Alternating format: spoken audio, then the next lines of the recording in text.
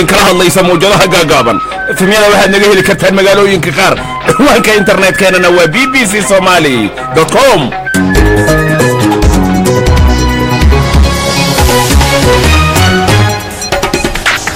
subax wanaagsan dhegaystayaal afrikada bari saacadu waa 7 aroornimo oo gow ah. qodobada aan barnaamijka idinkugu hayo waxaa ka mid ah: waxaan ku dhaaranayaa magaca ilaahay inaan xilkayga u gudanayo si daacad ah oo danta dadka maanta waxaa sanad laga joogaa markii la doortay madaxweyne maxamed cabdulaahi farmaajo. sanad kadib maxaa u qabsoomay iyo caqabadaha jiraba waan eegi doonaa. sidoo kale dad baa ra'yigooda ka dhiibtay sanad kadib ammaanka muqdisho siduu yahay. maanta hadda guriga ka soo baxday maxaa ku noqon doonta adoo dhaysa ama mararka qaar noqonaysa tan iyo maalintii oo qaraxa soo baxay ilaa hadda waxaan dareennaa welwel iyo xanuun goobaha ciriiri oo kaleeto markaa hadda tagnoo kaleeto waxa u cabsanaa nafsadeena.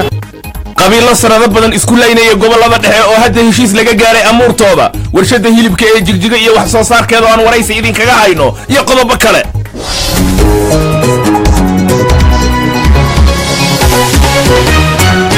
barnaamijka waxaa soo saartay bushra nuur darawal. anigu waxaan ahay cabdirasaaq catoosh. cabdinaasir saxan saxo iga soo horjeedana warkii BBC-da haynoo akhriyo. mahadsanid catoosh. sargaal sare oo ka tirsan dowladda waqooyi kuuriya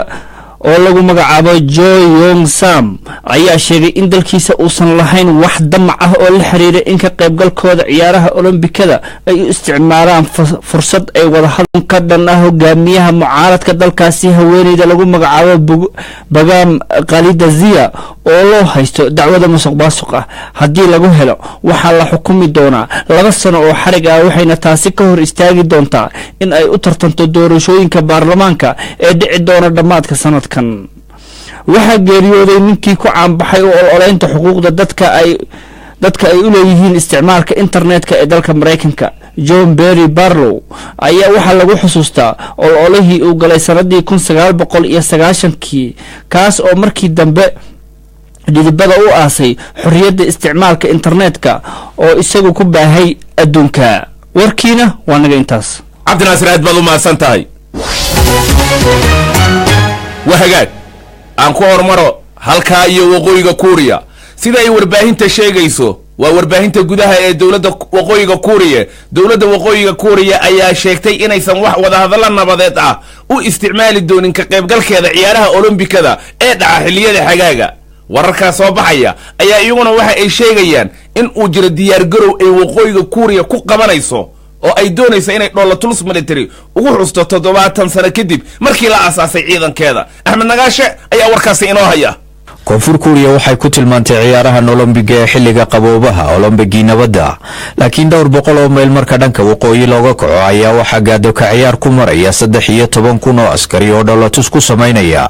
magaala madaxda kuuriyada waqooyi ee Pyongyang. dhoolatuskan ayaa badanaa waxaa la qabtaa bisha Abriil, laakiin haatan waxaa la qabanayaa maalinun ka hor furitaanka ciyaaraha olombiga, waxaana cad in kuuriyada waqooyi xuduudeeda militari muujinayso. warbaahinta dowladda ayaa ku warantay inaan saraakiisha kuuriyada waqooyi dan ka lahayn inay kuwa Mareykanka la kulmaan inta ciyaaruhu socdaan. shalay ayaa nidaamka dalka ka jira wuxuu sheegay inuu u dirayo ka qaybgalka furitaanka ciyaaraha haweeneyda saamaynta badan ee Kim Yo Jong ee ay walaalaha yihiin Kim Jong Un, waxaana jirta hadalhayn ah inay suurtagal tahay inay fariin ka sido walaalkeed.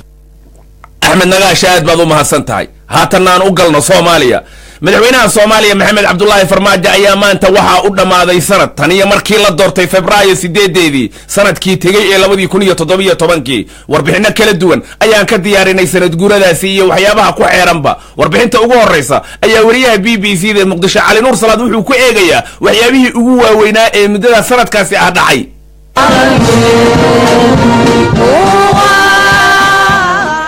8 February sanadkii 2017 baarlamaanka Soomaaliya ayaa doorasho dadban ku doortay madaxweyne maxamed cabdulaahi farmaajo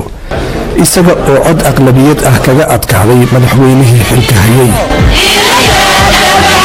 19 February madaxweyne farmaajo waxa uu ballan qaaday dagaal 2 sano gudahood lagu soo afjarayo colaadda raagtay iyo weerarada dhaqdhaqaaqa hubaysan ee al-shabaab. 23 February waxa uu ra'iisul wasaare u magacaabay Xasan Cali Khayre oo helay kalsoonida baarlamaanka xukuumadna soo dhisay. 8 juun xagga siyaasadda dibadda dowladda soomaaliya ayaa sheegtay in ay qaadatay go-aan dhexdhexaad ay kaga noqotay xiisadda khaliijka balse qaar ka mid ah maamul goboleedyada ayaa kasoo horjeestay go-aanka dowladda oo taageeray isbahaysiga khaliijka 11 oktoobar madaxda dowlad goboleedyada ayaa kismaayo kaga dhawaaqay golaha iskaashiga dowlad goboleedyada waxa ayna dowladda federaalka ku eedeeyeen in ay burburinayso dowlad goboleedyada gabagabadii agos dowladda soomaaliya ayaa itoobiya u gacan gelisay cabdikariin muuse qalbidhagax oo ka tirsanaa jabhadda itoobiya la dagaalanta ee ONLF waxaa ka dhashay carab bulsho meelo badan oo soomaaliya ka mid ahna mudaharaadyo ayaa ka dhacay dowladdu waxa ay sheegtay in ay fulinaysay heshiis ay dowladdii ka horeysay la gashay itoobiya guddi uu baarlamaanka soomaaliya u saaray arrinka ayaa sharci darro ku tilmaamay 14 oktoobar qarax weyn oo gaari walxaha qarxa laga soo buuxiyey loo adeegsaday ayaa ku qarxay waddo aad ciriiri u ah 512 qof ayaa ku dhintay tiro intaa ka badanna waa ay ku dhaawacmeen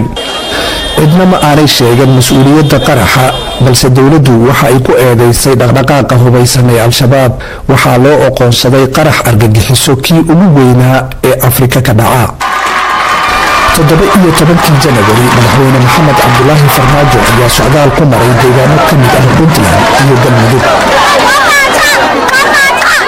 waxaa loo soo dhaweeyey sidii loo soo dhaweeyey markii la doortay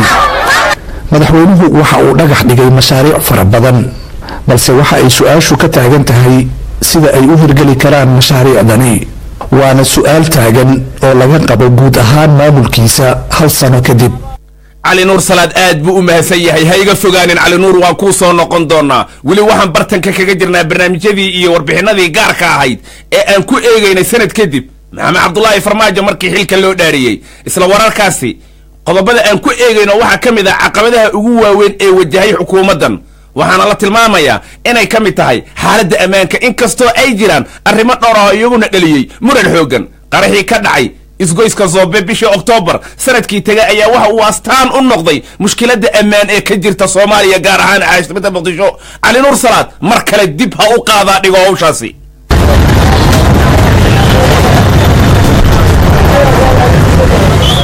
halkani waa isgoyska Zoobe waa xilli galab ah waxaa laga dareemayaa zaxmad aad u xoogan iyada oo dadku ay u kala caraabayaan guryahooda wadadu waa mid aad u mashquul ah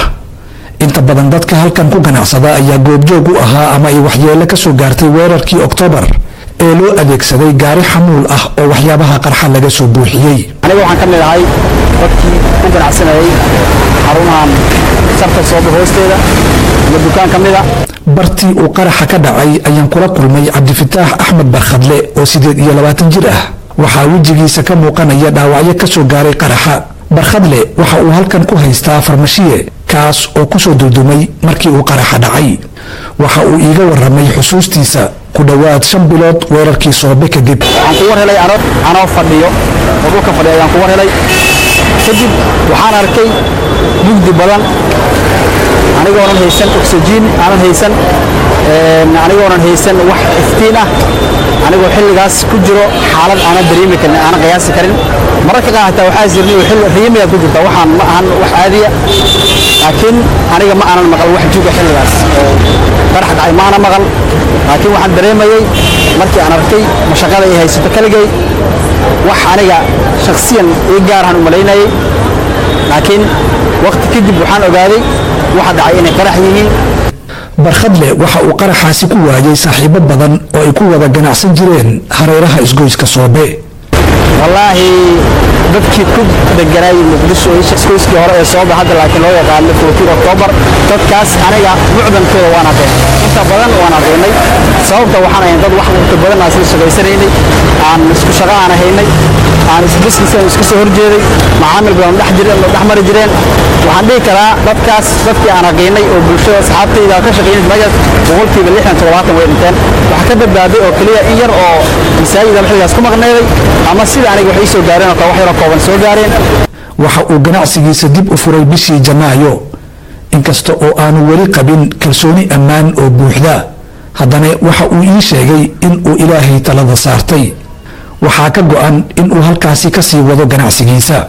qaybo badan oo ka mid ah dhismooyinka ku hareeraysan isgoyska soobe dib ayaa loo dhisay ama hadda ayuu dhismuhu ku socdaa waxaana taasi ay muujinaysaa ad adeyga ay dadka muqdisho ka dhaxleen dhibaatada ammaan darrida ah ee soo noqnoqotay.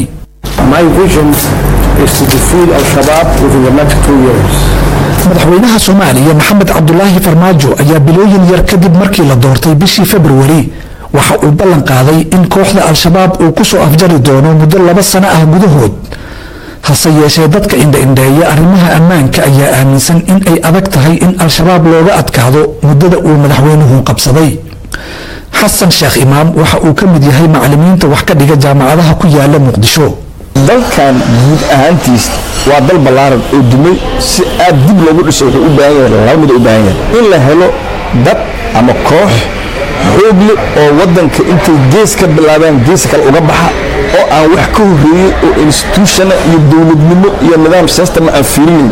oo waddanka ku qabsada xoog waddanka taas waa okay waa talabaad waxay tahay in la galo wada hadal oo dadku ay is-aqbalaan Soomaaliyeed oo marka ay isla ogolaadaan inay qaran noqdaan oo marka dadku ay dawladda hubka ay haystaan ku soo wareejiyaan oo ciidamo qaranno sax ah oo kalsooni lagu qaba la dhiso oo marka institution shaqeynaya la sameeyo hadda marka saas lama sameeyo dawladdu xoog ma qabto oo ay gees inta ka martay gees kale uga baxdo dibushiin ma sameynayso oo dadka kalsooni kama kasbanayso. Horaantii toddobaadkan maxkamadda ciidanka ayaa xukun dil ah ku riday mid ka mid ah dadkii lagu eedeeyay in ay ka dambeeyeen qaraxii Soobe. eedaysano kale oo aan maxkamadda la horkeenin ayaa isna lagu xukumay xabsi daa'in. haddaba dadaalada ay dowladdu qaaday qaraxaasi kadib waxaa ka mid ah in la dardargeliyey howlgallada ay fuliyaan ciidamada isku dhafka ah ee loo bixiyey xasilinta caasimadda kuwaasi oo baara shacabka iyo baabuurta muqdisho. cali nuur salaad BBC muqdisho. mahadsanid cali sidii horey baan u sheegnay warbixino gaar ah ayaan ka diyaarinay maanta oo sanad laga joogo markii Farmaajo xilka loo dhaariyay haddaba aan eegno aragtida dadweynaha ee reer muqdisho waa kuwan qaar ka mid ah. فكركم معنوي ما دوا لك سمت معنوي أواس بدل ما جها وحس بدل ما فكر معنوي بدل وحواي أتيتوكي أفكارتي وحن تبي تشري خير هذا متكان قبل أدوك الدوي مركب روح رجاء إنه كتو ساداش مركب على سادان لو عندي شيء صور ما لي صور سنة كده فرق سنة كنت سنة كده يعني جاب أنا نبي يحصلون إيش هذا اللي فكركم معنوي هاوس بدريه وحبايب وطبع يعني مدهان كره الله معنوي هان وحين وقتين الدولة صح النظام السن إن حلي وأنا كنت رعسنا رجيء وحنا صوت السفيدية وصلك سلسلة تصار والله وحوينا كأن رجوني نا الدولة يراد ملحوينا محمد عبد الله فرماجو الدولة دي سأنا وحوينا إنه خبطه سنة كان بعد تان حجاير وحبا أو مرير بان رجوني إنه ولي حبا ودين كحرين وبلان قاعدين بين ونوسو بي لكن ودين كنوير حرين لكن سنة كعصبنا رجيف عنا قبنا الدولة يراد ودين بين حرنا إلا فرق ودين كان قاب كذا الله حري ومارك محوا نقل الداي أدو لا يراد إن شاء الله بروبلم تسمع والبو معناه ودين كي أسبوعي لو جرى مع هالمرة عمل إنه الحين على جابه ودين وهذا تقبلنا مركا إن حياة برو علاس كسنا نجي ريان ودين بدنا عند نجي خيرنا يران مري كرينا مارك تنول فرا أدو لا يراد إن شاء الله ما أنت تقول كسبح المحاكم نقول أنت هذا ليس أمرنا كخار نقولنا تاني ما أنت وقرح صباح إلا هذا وحن درنا ولو اللي حنون وصبت أنت نجم خنا كبدن marka taas aan ugu dar awal waxaan nafsadan waa sabaalin oo amaan saasa soo cabsan laakiin dhibaatada soo kale marka aragno goobaha ciriiri oo kale marka hadda tagno kale waxa uu absana nafsadeena qof kasta ama ku saaran wuxuu ku sheegay in macna meeshan ay halista kale hatta haddii wada si caadi ah ciriiri oo tahay qaar ka mid ah dadweynaha muqdisho ku dhaqan oo aragtidooda ka dhiibanayay sanad kadib xaalka magaalada muqdisho waxaan idin xasuusinayaa in idaacadaha soo socda warbixino badan oo ku saabsan munaasabadan sanad kadib dhaarintii madaxweyne Farmaajo aad ku maqli doontaan bal haddaba aan u galo ra'yiga dadweynaha ee Facebook nagula soo xiriiray Cabdullaahi Maxamed Xuseen bali gubadlu jooga waa ku salaamay Cabdullaahi waa saaxiib si weyn boggeena ugu taxan wuxuu yiri waxyaabihii isbedelay inta uu xilka qabtay madaxweyne Farmaajo runtii waxa kamid ah xasilinta Muqdisho soo furashadii maxaabiista Soomaaliyeed midaynta maamulada ka jira Soomaaliya iyo kuwa kalaba dayib idiga ciidid waa saaxiib weyn asna wuxuu yiri sanad kadib doorashadii Farmaajo waxaan oran karaa waxba uma ay kordhin xagga amaanka rajadii shacabku ay qabeenna hadeer abay uma muuqata ayuu yiri mid hirgelaysa waa hagaag halka wali aad nagala socotaan waa b b c qodobada soo socda waxaa ka mid ah warshada weyn ee hilibkee jigjiga ku taalla iyo wax soo saarkeeda balse haatan gobolada dhexe soomaaliya aan aadno magaalada balanballe waxaa shalay lagu heshiisiiyey laba beelood oo halkaasi wada dega oo muddo aad u dheer halkaasi ku dagaalamayey heshiiskan ayaa waxaa soo agaasimay wasaaradda arrimaha gudaha ee maamul goboleedka galmudug waxaana ujeeddadu ay tahay in colaadii labadaasi beelood ee galaafatay nolosha badan xal laga gaaro sanadii 1997 ayaa heshiis noocan oo kale ah la gaaray waxaana heshiiskaasi uu gacan ka geystay in xoolaal isku soo dhawaado xasan cali geelle ayaa arrimahani waxa uu ka waraystay odayaal labada dhinac ka tirsan oo ay ka mid yihiin cabdinaasir xasan oo nabadoon ah iyo weliba maxamed daahir rooble waxaa ku hormaraya maxamed daahir rooble heshiiskan gaarnay uu ahaa heshiis ballaaran oo dad walaala ah oo derisa oo wax walbaa ka dhexeeyaan haddana colaadii amirtay oo indhaba soo dhex martay ayaan kusoo gelingeliyey halkan heshiis ballaaran oo isafgarad buuxa leh oo wixii hadda ka hor dhacayna laga heshiiyey oo hadda kadibana laacado iyo ballan laga yeeshay ayaan halkaan lagu soo gelingeliyey magarad hadda ka bacdina aysan kala qoqobnaa doonin insha allah suldaan cabdinaasir xasan heshiiskan marka hore sidee buu ku yimid heshiiskan wuxuu ahaa heshiis ay ka shaqeeyeen dadka waxgaradkaahu ayagoo taageero ka helahaya xukuumadda galmudug iyo federaalka intaba iyo hay-adda samsom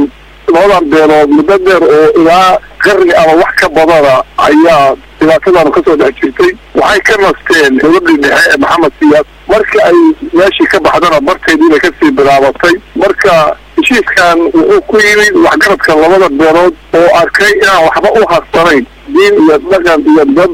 inuusan u harsanayn markay arkeen ayaga laftoodana ay saameyn ku yeelatay laxaana ayay gogoshaan dhigeen saasuu ku saabsanaa colaadan muddo dheer ayay soo jirtay sida aad sheegtay oo xitaa ay ka fac weyn tahay colaadii sokeeyaha soomaaliya oo dhan ka dhacday maxaad hadda isla garateen oo intaa hore oo dhan aad garan weydeen walla waxaan isla garanay qarni walba raggeedaa ka taliya annagu doorkayagii baan hadda joognaa marka wixii horay u gudbay raggeedii unbaa jawaabtaas bixin kara annagu midaan hadda nala siban ayaanu garanay inaanu ka saarno colaadaas shiiraysa oo waxba reebayn diin iyo nafba inaan meesha ka saarno ayaanu isla garanay nabadoon maxamed daahir colaadan way soo jirtay waxaad hadda ku heshiiseen waxay tahay wixii dhacaya iyo wixii hadda ka hor dhacayba in diinta islaamka lagu saleeyo diintuna maaha mid hadda soo degtay oo waa jirtay marka mar hore maxaa idinka hortaagnaa in heshiis noocan la gaaro anaga diinta daday ku cusubtaa ma nihin diinta horay u taagneed oo ilaahay maaragtay ummadiisa ugu soo dejiyey dadka aqoonta ulana waan ahayn laakiin xaajo walbaaba waktigeeday salamkaadaa la yiri kolley biqidratillahi jabbaar ma aysan dhicin hadda ka hor in badana laisku dayey in colaadan lasoo afjaro mana aysan suuraabin inay afjaranto ilaahay mahaddi haddaanu ku guulaysanay sidaad sheegayso dadaallo badan ayaa jiray waxaan ognahay in sanadkii 1997 heshiis xabajoojin uu jiray sidii la rabay inuusan u dhaqangelin marka kani maxaad ku xaqiijinaysaan inuu dhaqangeli doono waxaan ku xaqiijinaynaa walaalo maalinkaas dowlad goboleed ma jirin maamul guud oo ama federaal ah dad shacbaha isu yimid dalkooda iska warsadeen waxay isla gaareen ilaa muddana waa lagu soo dhaqmay inkastoo aysan dhaashiisiiyo dib ka fasastay laakiin maanta inay dhaqan gasho waxaan ku xaqiijin karnaa insha allah inay noo dhaqasho aan ku wataweynahay hadda maanta waxaa jira maamul xoog leh oo dowlad goboleedkii galmudug dowladii federaalka maaragtay awood military oo xoog leh oo la kaashan karo ayaa jirta laawan hore u jirin suldaan cabdinaasir dagaalkan in badan waxa uu dhex mari jiray amaba dhex marayay maleeshiyaad hubaysan oo labada beelood ka tirsan marka sidee baad ku qancinaysaan inay haatan hubka dhigaan oo nabadaasi laysla gartay qaataan meeshan waxaan dhignay annagu gadab adag baa samaynay gadabkaas adag 3 qodob baa ugu dooroon marka koowaad dadka wax tabanaya xilli aan isla garanay waan ka soo bilownay 41 nin baa lagu xisaabtamay in la siiyo xaquuqdoodii sidaas markii loo howlgalo odayaashii dhaqanku ay barnaamijkaas qaateen 2 qodob baa iyaga lagu xakamaynaya qodob waxa weeye qofkii qof ku xadgudbo oo jira shareecada islaamka la horkeenaya qofkii xaq ku lahaa xaqa yaa midigta loo gelinaya marka naftooda u dalayn doonaan mar haddii qabiil gudaha gashanaya uusan jirin xakamay u noqonaysaa marka labaadna waxaa weeye awood soo qabataanu maanta haysanaa oo ama ciidamadii federaalka ama kuwa maamul goboleedka ama annaga odayaasha oo geed kastoo golaga dabagelinayna oo isku maarsanay in aanaan qabiil ku badbaadan doonin nin dhagarqaba ah oo walaalkii soomaaliyeed oo weli wadaag la ah oo ku deegaana dilay marka naftiisu badbaadinaya sidaasaan lagu xakamayn doonaa waayo looma turi doono kuwaasi waxay ahaayeen suldaan cabdinaasir xasan iyo nabadoon maxamed daahir rooble oo kala matelayay laba beelood oo dhowaan lagu heshiisiiyey deegaanka balanballe waxay u warramayeen xasan cali geelle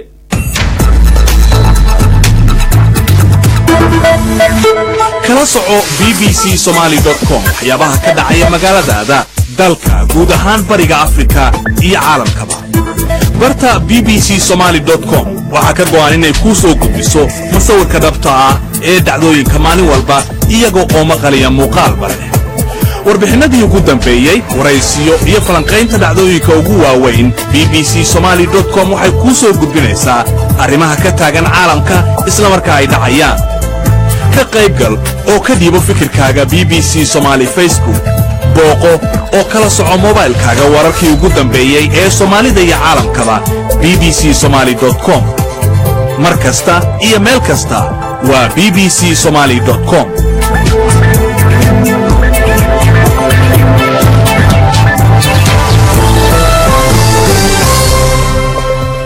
halka weli aad nagala socotaan waa BBC barnaamijkii subaxnimaan bartanka kaga jirnaa sidoo kale waxaad naga dhagaysan kartaan bartarna bbcsomali.com warbixintii jigjiga iyo warshadii hilibka way soo socotaa balse haatan wargelin muddo sanad ah ayaa ka soo wareegatay markii la doortay madaxweyne maxamed cabdulaahi farmaajo madaxweynuhu xilligaa waxa uu sameeyey ballanqaadyo waaweyn oo dhan walba leh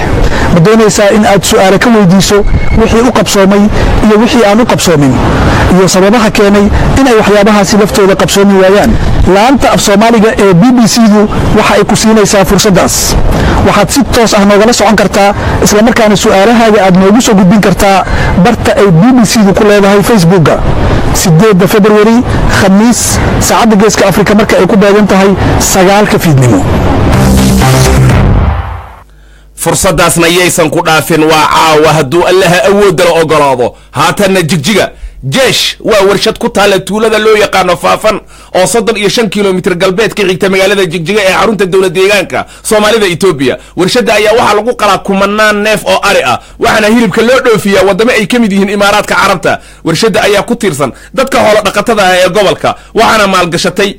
dad qurba joog ah oo dibadda ka soo noqday cabdiqani faarax maxamuud waa maarayaha warshadan wuxuu u waramay wariyaha BBC ee dowlad deegaanka Soomaalida Cabdinaasir Sheekh Maxamed Xikam warshadu waxay bilowday wax soo saarkeedu sanadkii 2016kii December 26keedii wax soo saarkeedu waxa weeyaan 6,000 oo neef oo ari ah oo loo qaybin karo 3 shifti shiftigiiba ilaa 2,000 oo neef ayaa lagu qali karayaa imsa saacadood baa u dhaxaysa labadii shiftiba waxa u dhaxaysa muddo adigu break ah oo 2 saacadood ah ayaa u dhaxayn karaysa marka maalinkii intaasay qali kartaa qaybtaasi waa qaybta ariga weeyaan waxa kaloo hadda aan wadnaa qaybtii looda oo dhammaystir hadda taagan oo 2 bilood kadib la furi doono insha Allah qaybta looda waxay maalintii soo saari karaysaa iyaduna 600 oo neef oo 3 shifti ah halkii shiftiba ilaa iyo 200 oo neef oo loo ah ayay qali kartaa waxa kaloo ay qali kartaa ilaa iyo 100 geela hadduu eebidmo see loo gataa hilibka aan anagu hadda qalno waa hilibka ariga waana hilibka isugu jira aricadka iyo idaha waxaanu u dhoofinaa dalka Dubai waxaanu gelinaa stocknetka waxa la yiraahdaa maryaha cadcad baanu gelinaa waxaanu ka saarnaa urku jirka iyo madaxaanu ka jirnaa hilibkii oo saafi ah ayaanu dirnaa oo aanu dirnaa Dubai iyaga oo u dhaxeeya 6 kiilo ilaa 10 kiilo waxaanu ka dhoofinaa Addis Ababa dad intee lag baa shaqo ka helay warshada waxaa ka shaqeeya adu taqriiban ilaa iyo 150 qof warshadan waxaa sheer ku leh ilaa iyo 8 shakhsi oo u badan dad diaspora ah warshadani waa warshad aad u xoog badan oo tabarta dad shacab ka xoog badan cid kale oo ka caawisa ma jiraan way jirtaa dowlad deegaanka aad bay nooga caawintay siba xagga biyaha xagga korontada xagga wadooyinka waa jirtaa hay-adda Mercy Corps oo hoos timaada USAID-ka inay maalgelintii ugu horeysay ay naga caawintay dhowr sano ka hor marka ma laga yaabaa hantidii la geliyey waqti dhow inay ku soo saarto طبعا way soo saaraysaa waxa aad ka waraysaa in xooluhu yahay resourciga wadanka iyo resourcigaas aan doonaynaa inaan marka ugu horeysa dadka reer guuraaga aanu ka taageerno oo aan xoolihii ka gadanno xoolahaas oo iyagu markii hore iyaga oo la dhoofin jiray iyagoo nool waxaana uga faa'iido badan marka aan anagu qallo suuqan dubay mooyaan suuq kale ma heli karto waxaa jira codsi baa noo maqan dalka Saudi Arabia inaan u dhoofino dhawaana way soo dhamaanaysaa insha Allah marka iyadana waxaan rabnaa inaan u dhoofino wadamada kale ee khaliijka iyadana sidoo kale codsiyo badan baa nooga yimid sida Cumaan oo kaleeto wadanka gudihiisa suuq maad ka weydeen warshadu sidaad ogsoon tahay waxaa la yidhahdaa jeesh waxaa weeye Jigjiga Export Slaughterhouse waxaan ugu talagalnay dhoofin weeyaan goolkanaga hore cabdiqani faarax maxamuud waa maareeyaha warshadaasi oo ku taala deegaanka Jigjiga waxa uu warramay wariyaha BBC da Cabdinaasir Sheekh Maxamed Xikam wahagaag aan Facebook mar kale fikirkooda dadka soo dhiibtay u galo